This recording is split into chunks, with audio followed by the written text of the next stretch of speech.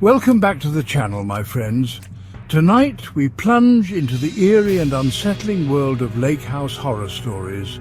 You know, those seemingly idyllic retreats nestled beside tranquil waters, promising peace and relaxation.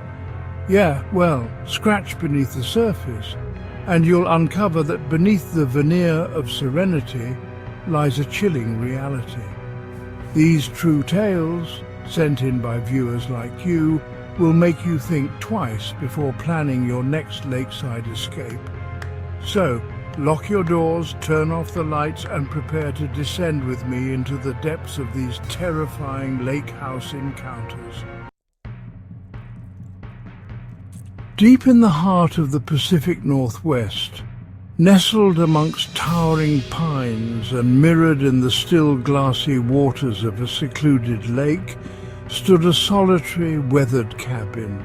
It promised an escape, a retreat from the mundane, a chance for a family to reconnect amidst the eerie tranquility of nature.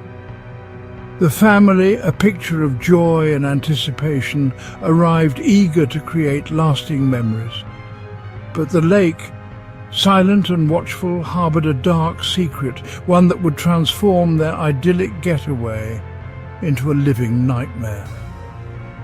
The father, a man who found solace in the simplicity of fishing, decided to share this passion with his teenage son.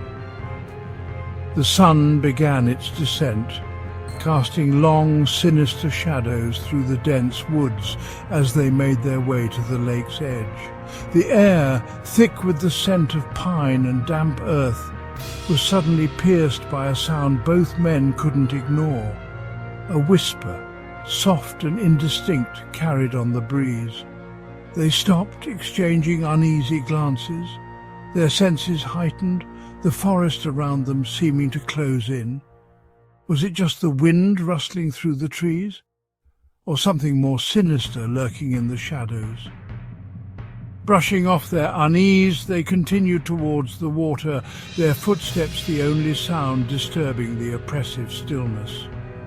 The father, distracted for a moment, turned to retrieve a forgotten lure from his tackle box. When he turned back, his blood ran cold. His son, just a moment ago standing beside him, had vanished without a trace. There was no splash, no struggle, no cry for help, just an unnerving silence that descended like a shroud. Panic clawed at the father's throat, his heart pounding in his chest. He searched frantically, his desperate calls for his son echoing unanswered through the trees. The lake, once a picture of tranquility, now seemed to mock him with its placid surface, its depths concealing a horrifying truth. The police arrived, their presence a stark contrast to the serene beauty of the surroundings. Days turned into weeks, the search relentless but fruitless. No trace of the boy, no explanation for his sudden disappearance. The lake, once a source of comfort, now held an unspeakable terror for the shattered family. Whispers of the unexplained followed them, the lake's dark secret clinging to them like the scent of pine that permeated the air that fateful evening. Years passed, and the cabin stood empty, a haunting reminder of the tragedy that unfolded on its shores. Locals spoke of the lake in hushed tones, avoiding its shores as if it were cursed. Some whispered of strange occurrences, of disembodied whispers carried on the wind, of a presence felt but never seen. The lake held its secrets close, a silent, watchful guardian of the mystery that continued to haunt the woods. High in the Appalachian Mountains, shrouded in an eerie mist and ancient legend, stood a secluded lake house, promising a romantic escape. It was here, amidst the ancient peaks and whispering pines, that a young couple chose to celebrate their honeymoon, unaware that their secluded paradise held a dark and tragic past. The lake house, charming from a distance, held a stifling silence within its walls, a silence that seemed to press in, heavy with unspoken words and unseen eyes.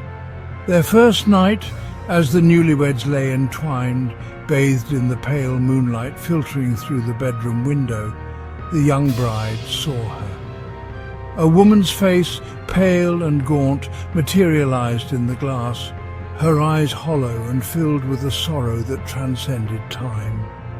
The bride gasped, her grip tightening on her husband's arm, pulling him from his sleep. He turned, heart pounding, but the face in the window was gone. The silence, however, remained, thick and heavy, as if the very walls were holding their breath. The couple tried to rationalize the sighting, attributing it to the play of light and shadow, the product of overactive imaginations fueled by the isolation of their surroundings. But deep down, a seed of unease had been planted, growing with each passing hour. The days that followed were a strange mixture of idyllic beauty and creeping dread. The lake, calm and reflective, seemed to hold the secrets of the mountains, its depths mirroring a history both beautiful and cruel.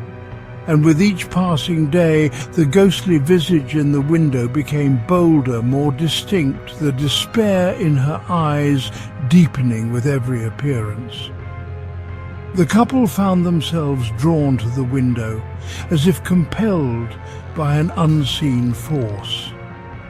The woman's features, though ethereal and fleeting, were etched into their minds. Her clothes, old-fashioned and tattered, hinted at a life lived long ago, a life cut tragically short. They couldn't escape the feeling that they were being watched, their every move scrutinized by unseen eyes. The silence of the house, once comforting, now echoed with unspoken words, with whispers of a tragedy that refused to be forgotten. Then came the night that sealed their fate, the night when the veil between the living and the dead thinned to the point of breaking. They were preparing for bed, their laughter strained, their eyes constantly darting to the window, anticipating, dreading the next appearance. As the husband turned back from extinguishing the bedside lamp, he saw her. This time, she wasn't just a face in the window, a trick of the light. She stood behind them, reflected in the glass, her form as solid and menacing as any living being. They fled, abandoning their belongings, their honeymoon dreams shattered by the reality of the haunting presence that clung to the old lake house. Later, they would discover the tragic tale of a young woman who had drowned in the lake, her body found floating beneath the same window that held her spectral image. The lake house, once a place of love and promise, remained a testament to the enduring power of grief, a chilling reminder that some stories don't. Chapter 3. The Strange Lights in the Water.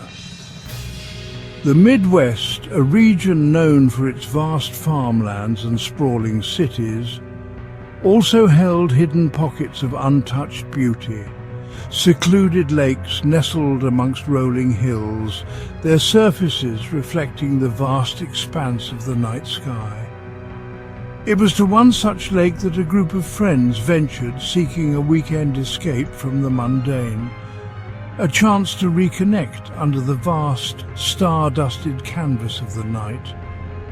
But the lake, a seemingly idyllic retreat, held a darkness beneath its placid surface, a secret that whispered in the rustle of the reeds and glowed ominously in the depths.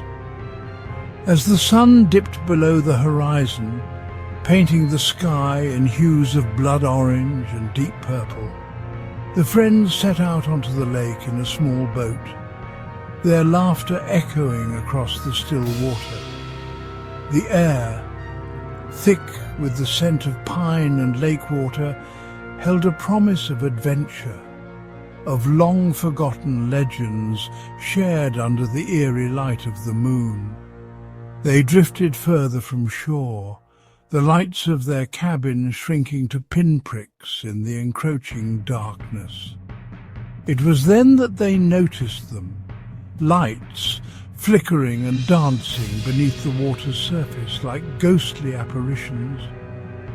At first they dismissed them as reflections of the stars, or perhaps the moon's glow distorted by the rippling water.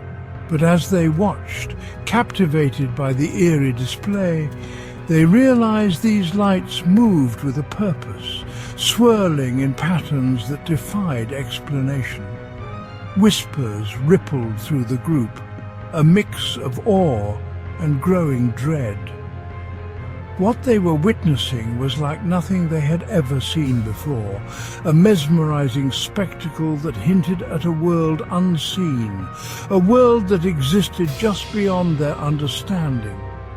Then, from the depths, came a sound that sent chills down their spines, voices faint and ethereal, rising from the water like the ghosts of long-forgotten memories. The voices spoke in a language none of them recognized, a series of clicks and whistles that seemed to weave themselves into the fabric of the night. Fear, primal and instinctive, tightened its grip on the group.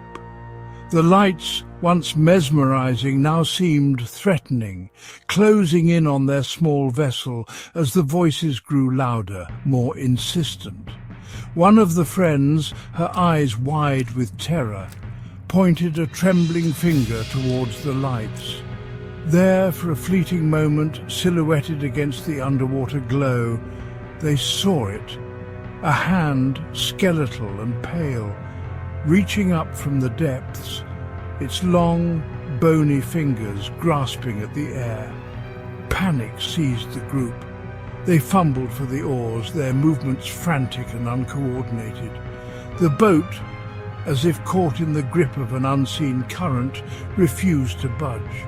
Then, as quickly as it began, the lights retreated, the voices fading into the depths, leaving behind an echoing silence that was somehow more terrifying than the sounds that had preceded it. Shaken to their core, the friends rowed back to shore, their movements fueled by adrenaline and a primal fear that clung to them like the scent of the lake water. They would learn later from the hushed whispers of locals that the lake held a dark history, a past steeped in tragedy and unexplained disappearances.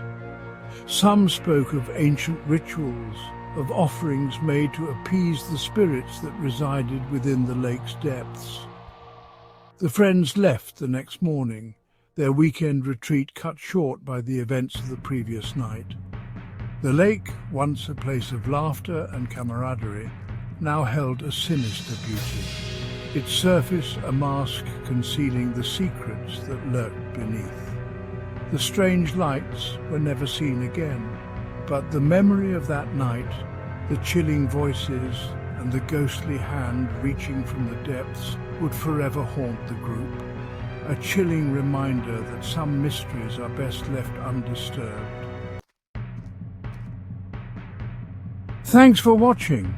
I hope these stories sent shivers down your spine.